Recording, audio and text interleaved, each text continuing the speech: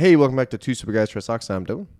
And I'm Vinny. And Alibaba, my favorite stock, Dylan's favorite stock, Dylan's mother's favorite stock, maybe your favorite stock, definitely Michael Burry's favorite stock. Anyways, there was a big Financial Times article that came out this week talking about the kind of backstory of a few years of Alibaba's turmoil and what the future looks like. We're going to talk about the article. I'm going to link it down below because someone, I love you, whoever you are, archived it because it was behind a paywall, so you could actually read it without having to pay. The internet's a wild place, and I love it. Um, but all right, if you want to get to it, so this is what we're talking about: this AI revolution, this rebranding of Alibaba into this AI company, right? And this is like the headline or whatever from the Financial Times here. Like I said, I'll remember to put the link down below, so if you guys want to read the whole thing yourself, I'm gonna cut out certain portions of it because it was a pretty lengthy article. But this is talking about how Jack Ma was really behind this pivot to AI. I didn't realize that. I thought he had stepped away and that was the best thing he could do, and that Joe Tsai was the guy that kind of came back and was leading this AI charge. But really, he was brought back into the fold so much so because of Jack Ma. He's going to talk about that in the article here. Yeah, so not to show ignorance here, I also had no idea about this. Vinny sent me this article. I thought he was still in like exile. Like I didn't know. I thought he was so out of the picture. Did not realize that. Yeah, they talked about that. This is kind of the beginning here where they're setting that backstory and talking about that phase. How as we were getting towards the end of 2022, Jack Ma and Alibaba were not really doing so great. That his colossal internet empire had like an 80% decline in stock price. The billionaire himself had relocated to Tokyo, retreating from public view in Beijing. And it was during this time that he saw something about open AI and ChatGPT, and he said, "Huh." He's like, this is going to be really really big. It's going to transform the global economy. But he also knew that Alibaba was far behind. It was not something they were actively working on to a significant portion. Sure, they had some AI research going on as early as I think 2019, if the article says later on. But it wasn't like their major focus, right? They were still a retailer. And if anything, in this post Jack Ma period, they had lost their way and followed the Amazon footprint of getting a more and more physical brick and mortar retailer rather than just pure e-commerce play. You know? Right. I just But I didn't know he yeah. even went to Tokyo. Sorry. Go ahead. No, it's okay. I just this line right here. In that moment, the seeds of transformation were sown. Right. So it's been since that time period where he saw what OpenAI did with ChatGPT that he really started pushing Alibaba towards becoming a major AI kind of development company and AI focus. Um, so Alibaba is now seen to be in peak position to capitalize on an expected boom from AI demand in China, right?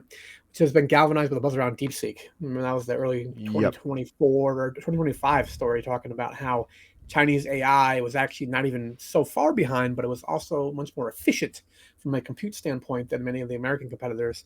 And they've gotten a lot more attention on the global stage, if you will, since then. Not just DeepSeek, but multiple AI companies within China. Yeah, and not only that, that DeepSeek whole situation has kind of had a trickle effect because just last week I had seen multiple, I don't know, economic advisors saying OpenAI's business plan is no longer viable because of the Yeah. price that they have to put for each language model is insane. Mm. Yeah. Yeah. That makes good sense. And particularly the kind of point here is what how they've chosen to develop their AI language, and that Alibaba's really chosen this open kind of methodology where they're allowing a lot more developers to work on their platform, and they're doing something else I did not realize it's talked about in here that I thought was absolutely brilliant. We'll get to it in a minute, but it's a lot more. They become the language or base model language for future development, which is a really cool place to be in. So much so that we recently talked about this, how Apple chose Alibaba as their partner Yep. for AI to bring it into the iPhones in China, which is good, huge, right? That's a massive vote of confidence, and they're showing that not only is Alibaba's technology significantly advanced, but they also have the capability of maintaining, a large client like Apple, whereas these other companies, maybe just research focused, cannot do that, even though they have really great tech too. But yeah. Right. I All right. mean, So Ma himself is also back from exile. All right. In a highly symbolic move, he was selected to sit in the front row among other business leaders at a meeting with Chinese President Xi Jinping last month. Investors reacted with enthusiasm. Alibaba share price up 66%. This is a chart where, it's pretty familiar to many of those longer term Alibaba holders. But it's still wild to put in perspective how we've had, this great run here recently, but we're still so far away from where we were back before the CCP became Alibaba's like enemy number one. Yeah, so far. It is, I will say, the whole symbolic gesture of him sitting next to that's huge because he made that comment about the essentially Communist Party not being beneficial. So that's big deal if you're a Baba person. Yeah, yeah, absolutely. All right. The difference between Alibaba campus now and 6 months ago. So Alibaba is kind of secretive. They did interview some employees, current and former, to talk about what's going on within the company. And this is a comment from let's say it's Brian Wong, entrepreneur and former Alibaba executive, saying that the difference in the campus is now and 6 months ago is quite palpable. That there's this vibrancy, this energy now, and that there's a clear direction. Everyone knows where they're going, and they're moving, lockstep to become that Chinese AI superpower, which is amazing to see. And I can only begin to imagine what the fruits of that will be eventually, which is awesome. Yep. All right. Um, This next paragraph is dope. Yeah. But he knew he had to make a change. He decided to elevate his co-founder and closest ally, Joe Tsai, to the chair to steady the ship. So, this is what I thought. I thought Joe Tsai was the one who was really being the activist here and coming back into Alibaba because he was one of the founders. But it really wasn't. It was Jack Ma, I guess, that pushed him into that role. I know Tsai has many other things that he's interested in, right? He's the owner of a American NBA team. But splitting his time between New York and San Diego, initially unsure, he wanted the appetite for it after nearly a decade without an operational role at Alibaba. Ma persuaded him to step in, according to people close to the two men. Tsai was tasked with divesting various non-strategic assets, improving the company's standing with investors. I love that. Yep. This is the man that's going like, nah, like we're just gonna cut it. So Joe Tsai's role there is similar to Elon with Doge, the American. Which a lot of people are either very pro or very against, but I think we can all agree in terms of Joe Tsai, this has been very Yeah. beneficial. Exactly. In the business world, this is a much more common practice than it is for governments, right? Yes. So that's what you saw is that he came in with this eye of like, what can we cut? What can we get rid of? What can we focus on? Where are our future opportunities, and how can we get align the corporation to head towards those? This is Um, what Intel needed to do like 3 years ago, but too late. yeah, yeah, successfully. I mean, they've tried it multiple times.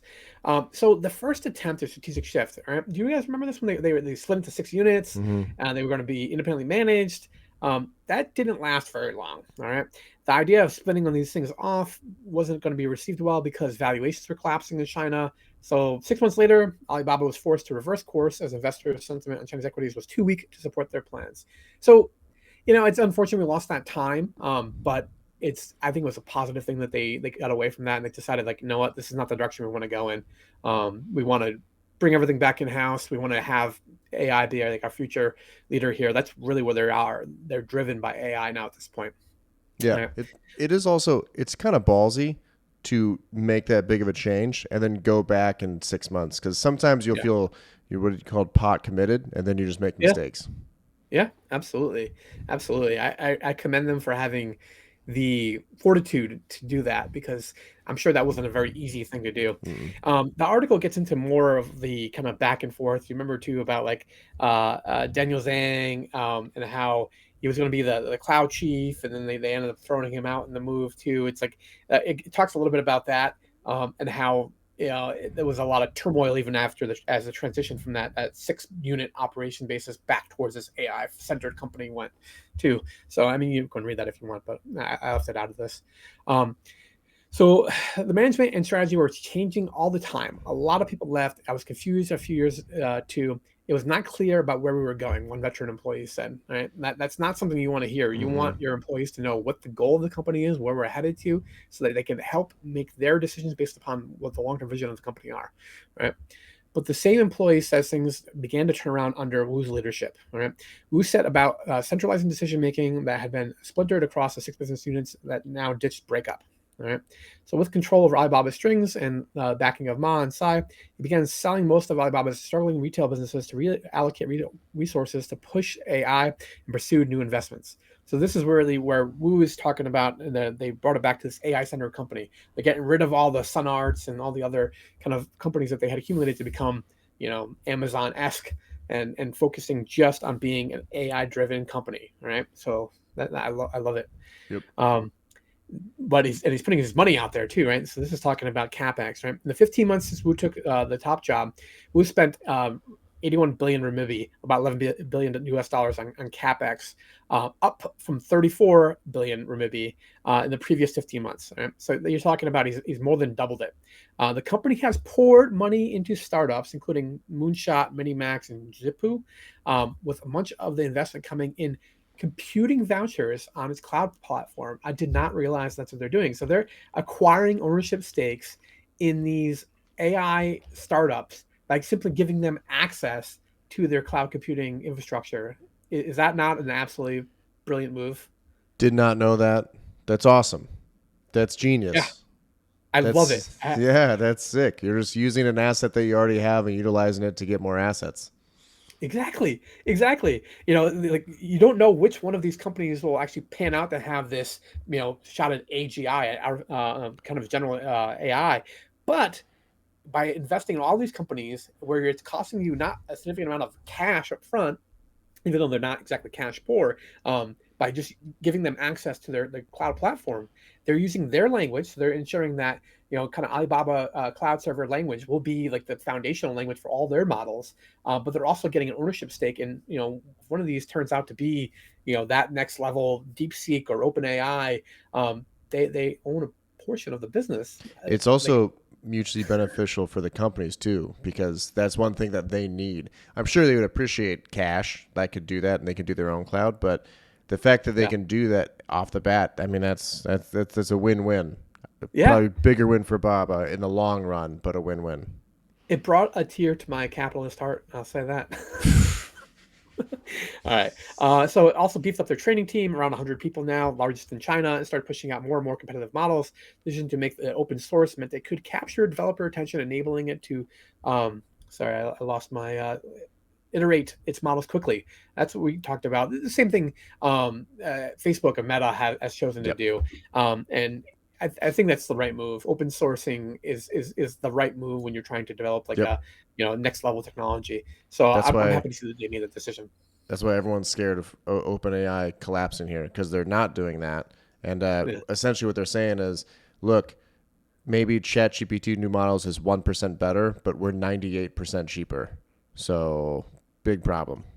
Yeah, yeah, and there's a lot of talk about this, like say asymmetric warfare, right? And I know, give me a second here, but it doesn't matter if your enemy's technology is so much better than yours, but if your technology is a lot cheaper, it's the person that can fight the war the longest for the least amount of money that ultimately will win, right? Yep. That's the basic idea. It's Um, attrition.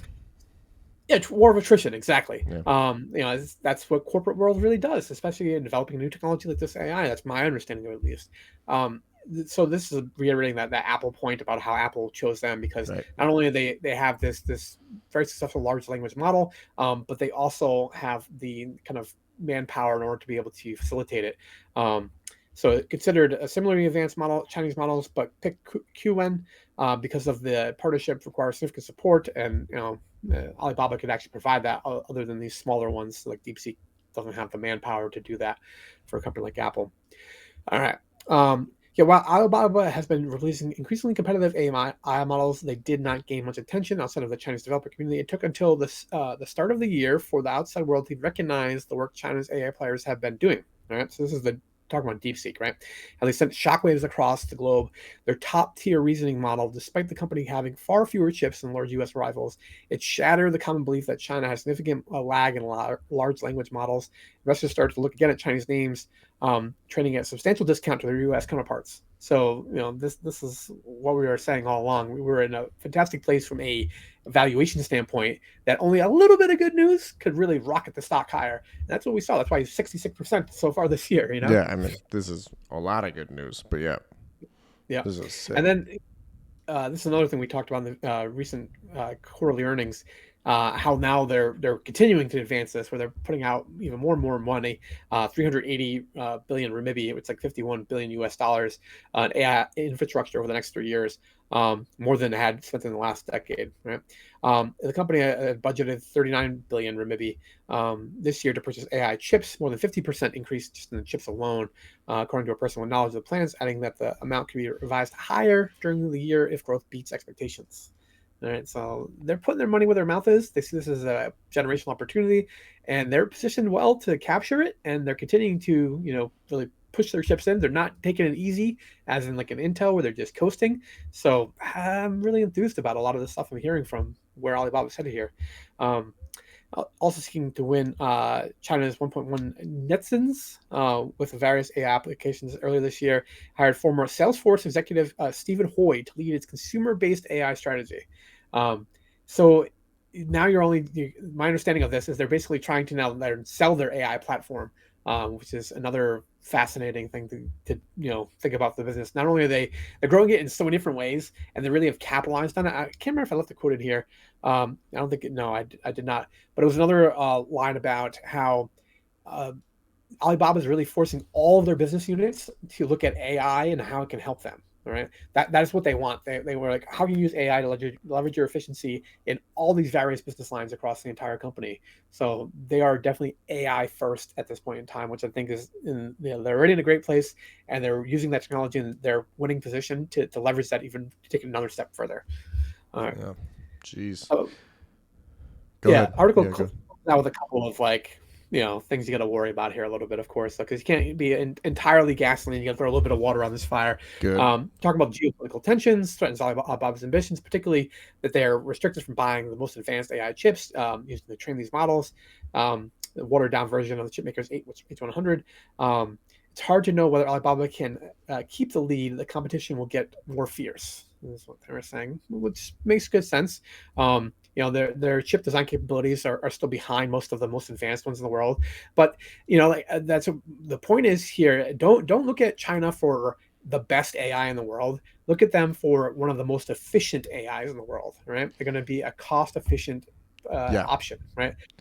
No one thinks like, oh, I want the best like tool in the world. I'm going to go to China to buy it. Right? Like, no, you go to like Germany or Switzerland or the U.S. Um, that's not going to be their role, but their role will be providing that a very cost efficient brute force AI, I think, which is a great place to be. That world sweatshop or workshop, if you will, of AI, which is cool. It's All right. it's gonna be huge. It's like I Yeah. said. I mean, I can't remember DeepSeek's numbers, but it was unbelievably cheaper than OpenAI, and OpenAI is spending so much money. It's Yeah. insane because they won't do open source. So Yeah, absolutely. And the last thing point too is we watched what happened while the CCP was cracking down on Alibaba here. Now the CCP has looked at Alibaba and said like, oh crap, we really need to be advancing technology and growing our economy again. We need our business leaders to step it up, which is why they held that meeting last month. That's why Jack Ma was invited and sat in the front row. But now they're going to have this tailwind of an ally in a powerful government position, as the Chinese Communist Party will be going into the future. Our problems have not vanished overnight, but we have hope and confidence again. All right. So definitely a positive outlook there to end on. It's a great place to be. it's solid. I mean, this 5 years from now, I don't know what this is going to be. If we can get some Nvidia hype on Alibaba, that would be. I highly doubt it. That's not going to happen. But I mean, if they can continue at this rate and they spend their money wisely, I love the fact that they have a bunch of cash and they didn't use the cash to get those three companies. Really, really smart. If they keep on making those moves, this is going to be very happy. I'm glad Yeah. I need more shares. This article tipped me more towards that than anything else I've looked at in the last couple months. Put it that way. Yeah, the problem is, you look at a price of a stock for a long time, and because we were at sub 100 for a long time, so then you just think, okay, this is expensive until you like run numbers. It's like, it's still not that expensive. Yeah, you can make the numbers tell you whatever you want them Yeah, to you tell really you. It's can. whether or not they're reasonable expectations. Yeah, you really can. All right, guys. Let us know what you think. The next one.